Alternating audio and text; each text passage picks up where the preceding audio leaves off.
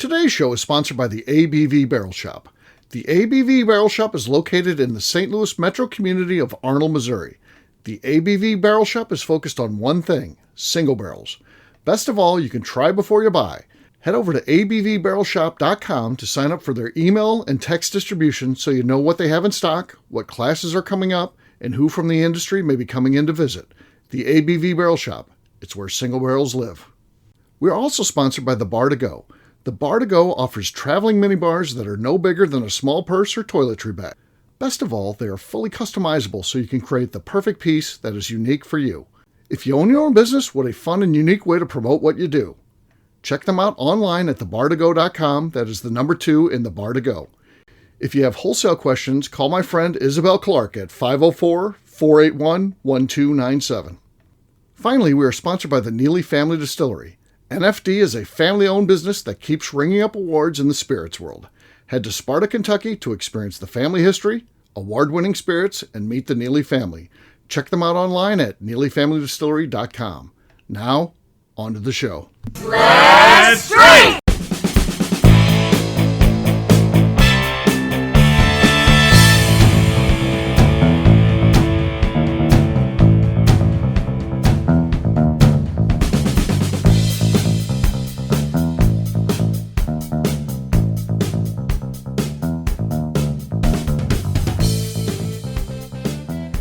Welcome to the Bourbon Daily, the podcast about everything bourbon delivered to you every day of the week.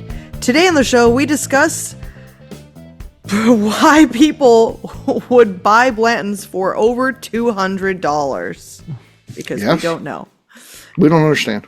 My name is Miss Beka Sue. Please join me in welcoming my co-host, Steve Akeley, as well as our special guests, Katie Joyce, Darren McElroy, and Ryan Thompson. Hey, gang, what's up? Howdy. Hey, y'all. Hello. What's going on, guys? Hello. So yes, we are going to be talking about Blantons today. It is a phenomenon I don't understand, and I don't really understand paying any amount over suggested retail price. Maybe $10, which could be a store fluctuation, but you're talking about a $60 suggested retail price. We had one of our regulars come in and say, I didn't have one, and I saw it for $100, and that's a 67% hike. That's a 67% pluser on there that you paid. And, if it was George T. Stagg to add on a multiplier, maybe. But, this is at the end of the day, this is Blanton's, which to me is pretty pedestrian. It's not bad. I'm not going to blast it. I'm not going to put it on blast saying it's a bad whiskey. I just think it's pretty pedestrian. Pedantic. Yeah, exactly. So, but we'll get to that after the break. For right now, Ryan said there's something he needed to talk about. What is that, sir? Yeah, I'm always curious. I was at the grocery store earlier today, and I was getting some soup, some of the pre-made stuff where you take the ladle and you ladle it out, right? You Sure. put it in your paper bowl or whatever, and walk out. And I'm always the guy. This is how you get to be a billionaire, by the way. You go buy paper bowl soup. Yeah. It's a damn good soup that my local grocery store makes, by the way. Sure. I'm the guy that always gets all the ingredients from the bottom and tries to get as much ingredients, and then I add the broth on top of it. What is your guys' strategy when you're ladling in soup from the grocery store? Is it, do you go for chunkiness, or do you go for liquid, or where are you at with it? What the strategy is. Are we sure I didn't need a small talk, Steve? I think we should have gone with you, Darren. There's a strategy. This is probably one of the best small talks we've ever had. There's a definite strategy here. Is there a strategy? Okay, I've never gotten soup from a grocery store. I don't. I never got soup. I have to recuse Even myself. you're at a potluck, Steve, and there's a crock pot or a big old pot full of soup. How are you strategically filling up your bowl with that soup that's in there? I don't really eat soup. Other than like a beer cheese soup. Anywhere that there's a big old thing of chicken noodle soup. I do eat some chicken noodle. Okay, so there's a big stock pot full of chicken noodle soup. Okay. How are you strategically ladling that? Is the question. Well, first of all, I'm going to be bitching about who has a party where they're handing out chicken noodle soup. I'm going to be pissed about that. It's a sick party. Everyone was sick, and that's a pretty lame party. I got to be honest with you. I've done a soup party before. Everyone makes a different soup. And like one of our Chamber of Commerce meetings, we have soup for our nonprofit one, and all the board members make a soup. I purchase mine, but everyone brings a soup. I'd go on you. I think I would go for the noodles. Yeah, and then the chicken will follow. You're going to get more noodles than chicken and chicken noodles. Are you watching for chicken while you're scooping your noodles? I'm trying to get the chicken too, but if I come up with just noodles, it's dumping right back in. Really? Put it again. You're gonna go back in, huh? I would guess there's some people who don't even like look though. They're just like scooping and dumping, and that's it. They're just gonna Which is strange. You need some people to take the lesser quality parts of the soup. Well, like I don't want broth. Here's the other problem too with this entire obviously there's the grocery store situation, and then the one Katie's bringing up about like you're at a place where they maybe have like a soup party or like everyone brought soup, whatever, a nightmare situation. Only soup is available. Here's the big problem about an only soup available situation. Okay. You don't know whose soup is good soup. Okay. You might smell someone's, you might kind of like look and like kind of, get a little waft and you're like, it smells like good soup, but did they let it soup for long enough? Because if they didn't let it soup long enough, then you're gonna, in this situation, yeah. If they didn't, just simmer, right? If they didn't let it sit there and soup, then you're gonna get like firm potato chunks. Oh, what a fucking nightmare that is! Like everything's crunchy. Oh, everything needs to be soft. So you've got carrot. Like you've got 5 different bowls of like things of soup there. You know that a few of them smell good, but you're looking at some consistencies of some, and you're like, well, that consistency looks almost a little bit too watery, Right. And so you're like, do I taste that one? It smells good. The consistency doesn't look right. Do I taste it though? What do I do here? So do you, and I'm saying this because I did this at an actual soup event that I didn't know was a soup event. There was in fact 5 soups. All different people made these soups, and I was like, God, I can't commit to one singular soup. No. Because guess what? I got one of those soups that didn't get a soup, and then it was a crunchy soup, and I was like, oh my God, now I have to sit here because whoever made this, I don't know who in this room made this soup. This is like a murder mystery almost. I'm sitting there with their soup in hand, and I'm going, it's crunchy soup. But if I just throw away their crunchy soup, they go, was there something wrong with my soup? And you're like, that's shit. why you have to be discreet. Sharon made that goddamn soup. So then you have to eat that crunchy soup. So you have to For God's sakes, you ate rattlesnake. I saw on video. But I planned on eating rattlesnake. I don't plan on eating crunchy potatoes. That's a big difference. I'll eat a rattlesnake if I know. Crunchy potatoes in a thin soup is almost torture, Steve.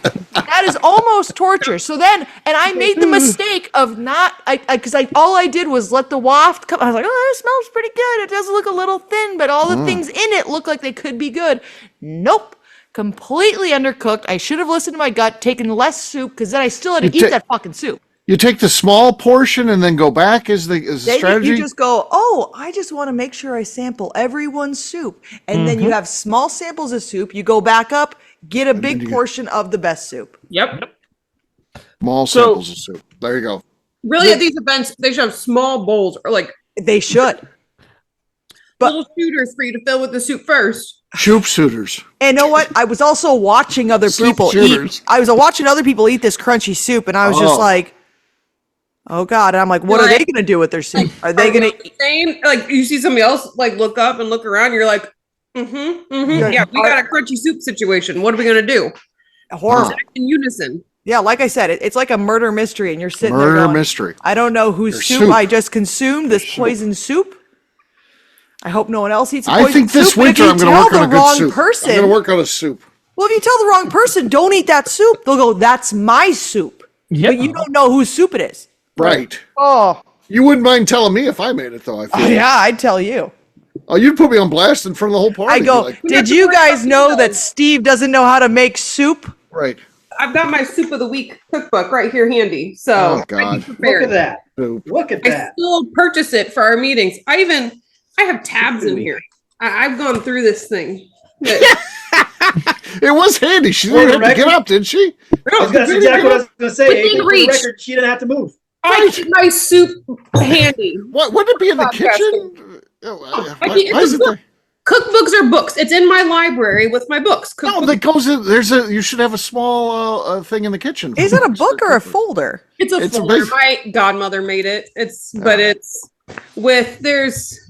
book at heart. There's cookbooks down there as part of the Katie decimal system. That's where they go. Yes. Don't question the judge, Steve. Exactly. She's a judge. To You're answer not. the grocery store question, I think this is the simplest answer, and no one said it yet. Okay. What you do is you do 2 ladles full of the solid stuff, and a ladle and a half of the liquid. As someone that's eaten a fair amount of grocery store soup before, when I worked there, I'd always, because they had Breadco soup, I would always go get the corn chowder or whatever, and you get 2 scoops of solid. And then answer. That's where I would probably do a 2-to-1 ratio, not a 2 to 1.5 personally, but I think that is a respectable answer. I prefer a non-brothy soup. And so, but I think your 2 to 1.5 is probably an answer that would fit the masses. I'm impressed. You have a personally strategy, really like Darren. a good broth. yeah. I am really into broth, and I don't like soup if I don't have any broth in it. And sometimes I just want to sit there and slurp some broth up. That noise. Oh, God damn. But then again, that answer is totally different if we're talking chilies, because chilies. We're not talking chili on this show. That's a different show. Your fucking chilies shouldn't be soupy. I know. That's why is there any liquid on top? Chili soupies. Soupy chilies. Yeah, you definitely need a different chili. That's a different. That's a different. It's not chili. That's soup. Chili's got to be Soup and chili are different. They should be anyway. 2 different things entirely. If you Let's have to, go bold. If your label chili from the resembles bottom- soup, then you've got problems. Also, You need I to love that never make chili. Ryan's sitting back in this like diabolical look. Look what I got going. the soup debacle. Look at him. And you Yeah. And then Yeah. he pieces up. can talk all night long about soup. Soup. You know watery he had chili. staff come up with something. He's like, all right, guys, gather around. I'm getting ready to go in the Bourbon Daily. We need to come up with small talk. What do you guys got? Soup. What type of billionaire eats soup? It doesn't seem on brand. Right, exactly. Right. He hasn't done any of that. Yeah, exactly. That's why he asked his people that work for him. Come on, peasants. What do peasants What is talk it? about What's these days? something Oh, that how do you eat peasants soup? do? Very good. Based on my Oh, paltry pay, I have to they get soup eat every soup. night at the grocery store. So They must eat soup from the grocery store in a plastic cup. I'm recording Ooh, with a some paper popcorn. cup. I am sorry. They can't afford the plastic. I need to relate to the people, to the comments. And what Ryan actually did is he went into the grocery store, bought it, took 1 spoonful, and goes, "You guys eat this swill," and then threw it away. I'm sure that's what he did this time. Yeah. Oh, yeah. All he did was read Oliver Twist and is like going off of that. Please, sir, I want some more. Was it Seinfeld? Of course, the Seinfeld episode of No Soup for You. right. Exactly. Right. Yeah, there you go. On that note, guess what, gang? It's Wait, time. we didn't get Ryan's answer. Oh, what? Oh, I'm all about the chunks. I get the chunks. I get the solids, and then I'll fill up my bowl, and then I'll ladle in some broth to top it off. You just So top off. I'm with the broth. maximizing the You chunkiness. top off. It's like a Just club some, soda you know? on a mixed drink, huh? You don't have like a mathematical formula like Darren here. You're going. No, but he's making me think, though. Yeah. Made me Yeah. think. Well, Darren had it good there. Katie, you're overstating Darren's contributions because then he went to Chile, and he all the good will he had to got be from said. the soup talk. People was, make the soupy chili. chili, and they should not be on this earth anymore. It had to be said. It had to I be mean, said. you made it sound like everyone had soupy chili. No, Right. I was With thinking my of someone chili, in I definitely particular go to the in my bottom. head. I'll go to the bottom for my chili. All right. On that note, And also, you don't go to the bottom with chili because that's what's burned at. Yeah, right, exactly. Because a good chili needs to simmer for a long time. Yeah, and so it's It needs to it's soup burnt is at the bottom. proper term. It needs a soup, apparently. Yeah. It's just No, I soup. think it's still simmer when it's chili. I don't think Yeah, it's chili would simmer soups. Yes, No. I'm with Becca. Everyone knows that 3-day-old soup is better than 1-day-old soup. Oh, absolutely. Okay. All right. On that note, it's time to drink. What is everyone drinking? I'll go first. I do have a Blanton's here. Blanton's. Loser. $200. Blanton's. I spent, let's see here. Does it have a price on here? So, do you write your prices on it? That'd be something. It has a price tag. $49. $49. But that's old. I can't hold the standard for everyone else. So here we go. Basie. So, all right, Darren, you're next. Looks like you're ready to go there. I have some Planters whiskey, single malt whiskey. Okay, that's our lead. That sounded pretty good. And we'll see if it holds up. We don't know yet. All right, next up is Ryan. He looks ready to roll. Got to go with the old Mellow corn. Screw top. Perfect.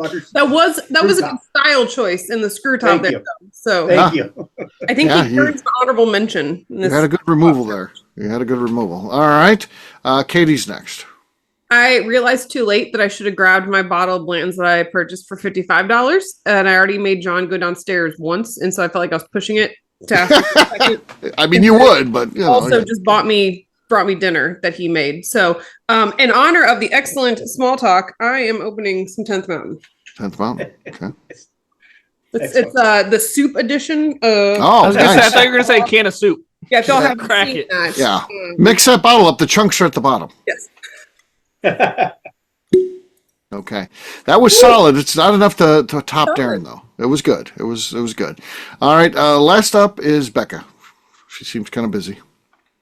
She's still not drinking. She has to drive. Still not drinking, Well, Steve. you know, we do have to remind people of that because these shows don't run Oh, days sorry. back to, Just so everyone knows, I am still on my way to pick up Royce at the airport tonight. yeah. That's going to last like a month, this pickup. You know what you because, should have done is we're good pick on up- shows right now, so there's a big break between Instead each. of Beka, you should have picked out some bottles that Royce has been waiting to open and just opened them for cork pop purposes and not drank any. Yeah, that would have gone well for me. Needing And to pick up also, from the Steve's already done that in my fucking house. So. That's true. I did that when I stayed there.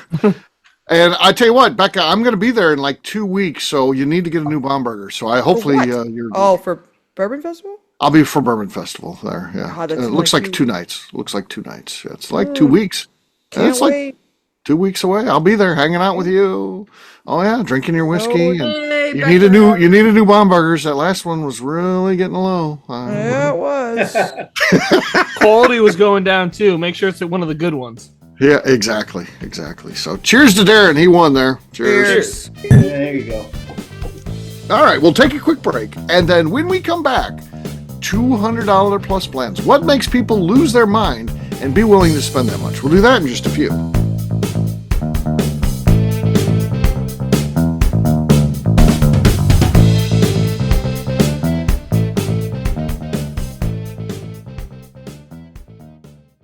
Okay, let's talk about the people that make these shows happen. First up is the Stave and Thief Society.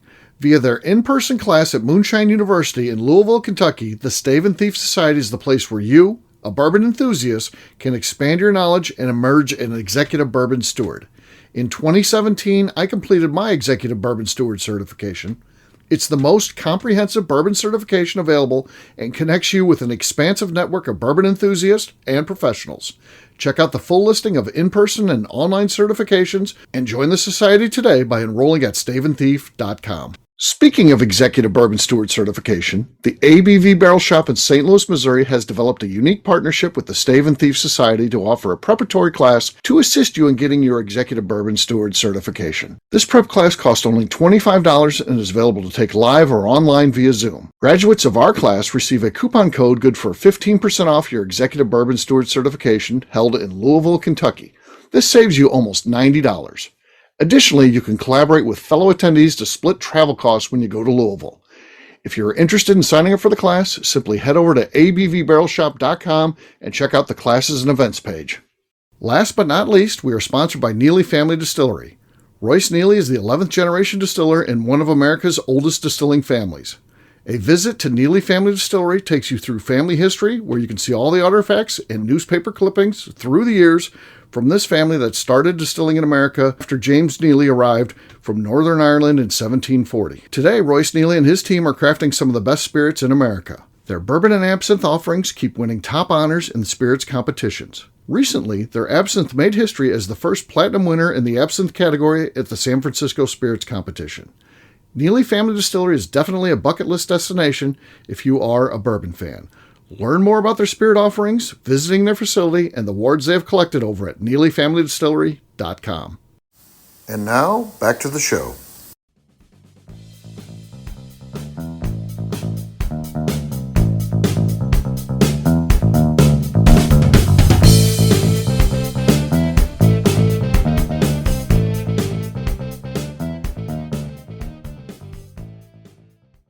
Break. What small talk, Darren? You got something? Yeah. That sounds like it's going to be horrible. Yeah.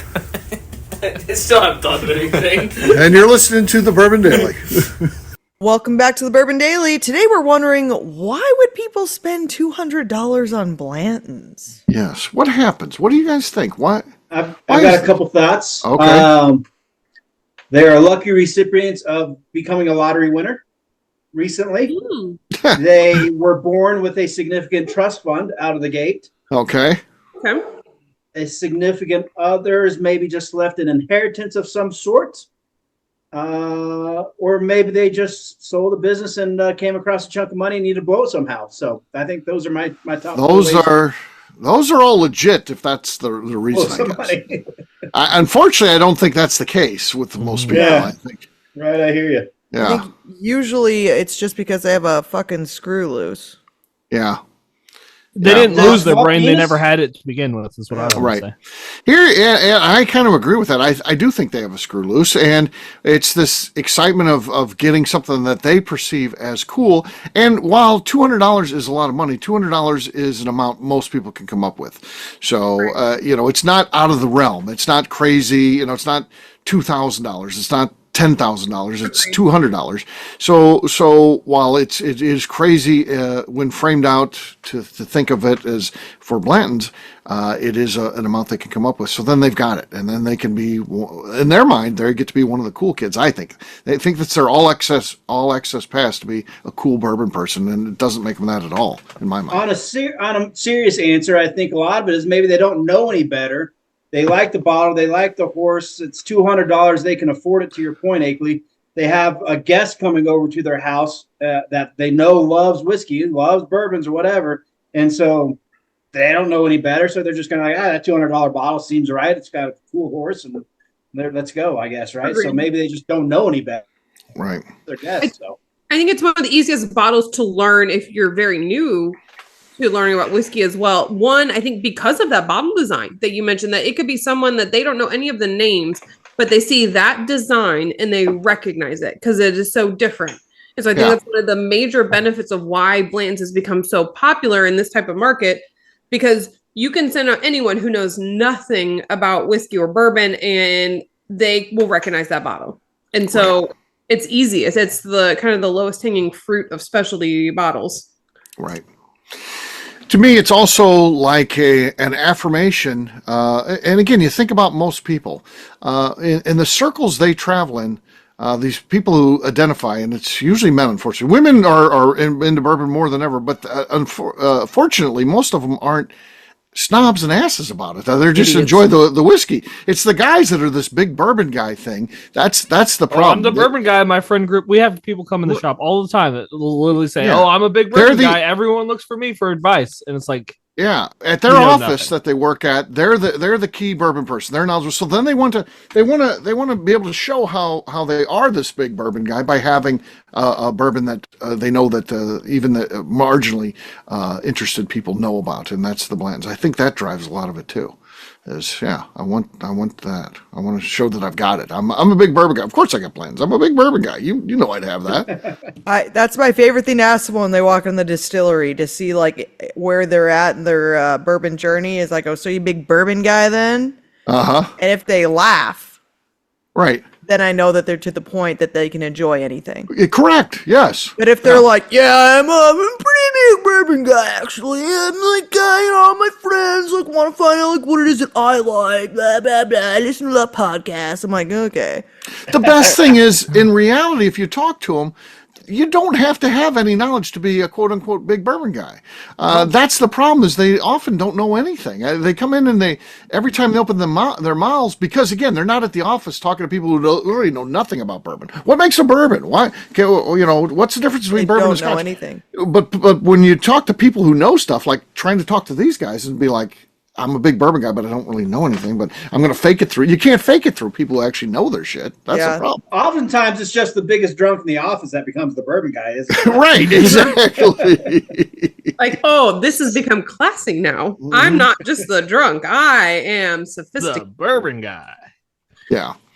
Yeah, that becomes their role at the office then, and I see how it goes. There is a legitimate reason of if there's someone who's not really into bourbon, is very new to it, is not yet to the point where they're ready to be educated, but would very much appreciate receiving a bottle of Blanton's, and you need to get a gift for this person. I could understand someone just going the easy route and paying the $200 for it. Let's say it's a business thing that they know this person's coming in, they're a client, we need to make this client happy. Right. It's not if it's a business thing, that's a whole different ballgame. You're kissing ass anyway, right? I think I have seen enough Blantons being passed around in business dealings that I think that alone can help the market continue for purchasing Blantons at $200. Yeah. Well, I agree to that because all bets are off. You're trying to please a client or something like that. It's not about spending the $200 on the bottle. It's what you're going to be able to get out of that client by greasing the skids a little bit, making them happy. So, yeah, I get that. I've been in sales long enough. I understand all that stuff. What else? Any other reasons that could drive someone to suspend their normal fiscal responsibility and spend $200 on a $60 bottle? They got to complete the collection of horses. Oh. Yeah, when you get so close in the letters. Yeah. Yeah. So maybe they're just like down their last. Yeah, and I got to buy this bottle. It's $200. I got to do it. Right. Complete the collection. I admittedly purchased a topper from Neat when we were at Bourbon Palooza to finish my lettering. Whoa, you cheated. I did. You cheated. And it was, I happily cheated. It was wonderful. I spent far less than $200, so it was worth it. So did you give them to Buffalo Trace and then because they'll do that stave thing for you? No, I didn't. I just put them on my shelf downstairs and kind of proud of it. Next time you go to Kentucky, take them and show Buffalo Trace, and they'll give you. You can also mail it into them. Now, is that some of the letters are in full bottles, so I'm not. So what? Well, just leave your bottles open. Yeah, that'll be fine. It'll be fine. Yeah. So, but can you build a stave that's just gonna some of them are just drilled holes to sit on top of these bottles? Right. Fair enough. Yeah, that'll work out well. Mm-hmm. So they won't look at me like I'm crazy. No. So, I think we've come to the firm conclusion why people spend $200 plus on Blantons, sometimes $300 plus. They're just crazy. There you go. Yeah. I think that's the right answer. All the other stuff aside, they're crazy. So there you go. To me, it's a joke. Anybody. I'm sorry. I think it's funny when you buy that. Just like anything else. If I came in and said, I bought this hat. I don't have this color ABV Barrel Shop hat, and I saw it, and I know these sell for $35 at the store, and I saw it for $200. But I had to have this one. I think you'd be like, what a fucking moron. That's what I think about you and your $200 blends. I'd be like, what a moron. Let me tell you how you can get more of those hats. Step inside my office here. Right. It's like airport pricing. Actually, so I was at the Chris Stapleton concert yesterday in Houston, and I won tickets through a giveaway, but then I proceeded to spend $38 each on my drinks. Right. And so I spent like $600 or so on drinks throughout this damn concert because $38 drinks. Was it just beers or what were you buying? So the beers. Old fashions. So what I paid $32 for a Crown Royal and Diet Coke. Oh God! What? Where do you play, Katie? What venue in Houston? Minute Maid Park. Wow. Mm-hmm. That's even like their ballpark. They should be. When I realized what the pricing was, I was so mad that I did not put because I had my little glass sample bottles I brought with me to drink at some point this weekend. I could have shoved my cowboy boots full of glass bottles. Or keistered it. You could have keistered it in. I goes to a country concert without trying to sneak in alcohol. That's flaw number one. Actually, required. I went searching elsewhere. I got a margarita for $28. Sure, that's a good price on a margarita. Yeah, and I'm sure it's top shelf tequila there too. And it was like a pitcher of margaritas, right? Or two pitchers? These places need to be stopped. Ounces. Yeah. These places need to be stopped. Ridiculous. And somehow, so it's because other people were bringing shit. There was airplane shooter bottles all over the floor down there. Right. Clearly no one was purchasing it. Right. Because there's also these like 14-year-olds in front of me drunk, and I'm like, I can't afford to get drunk here. Yeah. So there you go. Like, you know what? I can't really say anything negative about people who paid $200 for Blantons because I paid $38 for Crown Royal and Diet Coke. Crown Royal. I think I'd rather be the Blantons person, honestly. If they would have had a decent beer, I just would have drank. But I was not about to pay $20 for a Mick Ultra. So no, I think I would have just enjoyed the concert, and I would have paid any of those prices. That probably would have been better. But yeah, I had a bottle of water. I don't know if it would have been better, but at least you got free tickets, huh? You justified it. I did. I had free tickets, so and a free plane ride down there and a free hotel. Unfortunate, it's Chris Stapleton. So really, you're ahead, anyways. Yeah. The prize is Chris Stapleton. Sorry. Miranda Lambert. Sorry, I love her. Sure, Miranda Lambert. Oh my God, you didn't mention Miranda Lambert. Sounds like a pretty good concert. Oh yeah. Good. I enjoyed it. It's unfortunate. All right. We'll wrap this one up as we always do. Here I'm most embarrassed for the Blantons people, and then Katie comes up with that, and then things shift at the end there. So there you go. That's a little confidence booster for our Blantons folks. So yeah, there are worse things out there. So there you go. Yeah, they could be worse. It could be worse. So, all right, Darren, where can people find you? You can find me on Instagram at the Bourbon Adventures. Katie.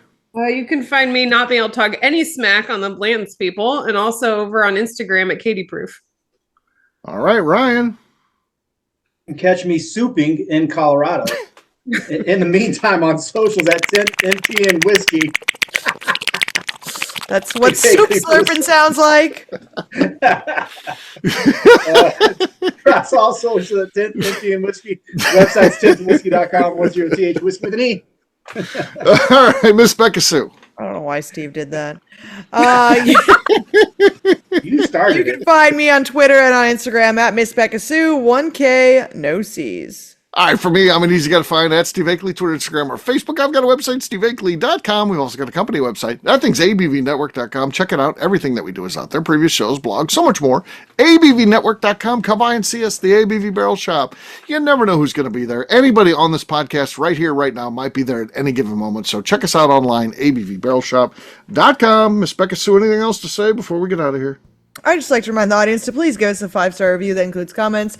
It helps new people find the show, which is very important to us. If you like what we're doing, we ask you please visit our Patreon page at patreon.com/the ABV Network. Great job today, gang. For audience, we'll have a brand new show for you tomorrow. Looking forward to that. Until then, take care, everybody. See ya. Bye. Bye. See you guys. Peace.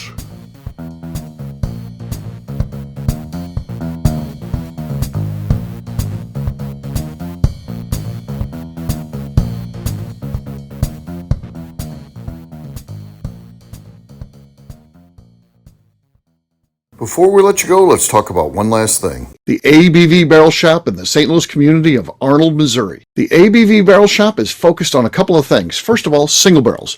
We are the place where single barrels live. We go to distilleries, taste through the whiskey, select the best barrel, and have it shipped to our store where we present it to you, our customers, by allowing you to try before you buy. We're also known for the classes that we have in our education center in the store, as well as the events we have with industry professionals from the bourbon business. If you are in the St. Louis area, please come by and visit us at 6 Fox Valley Center in Arnold, Missouri. Or at a minimum, at least sign up for our email and text distribution so you know exactly what's going on in our shop over at abvbarrelshop.com.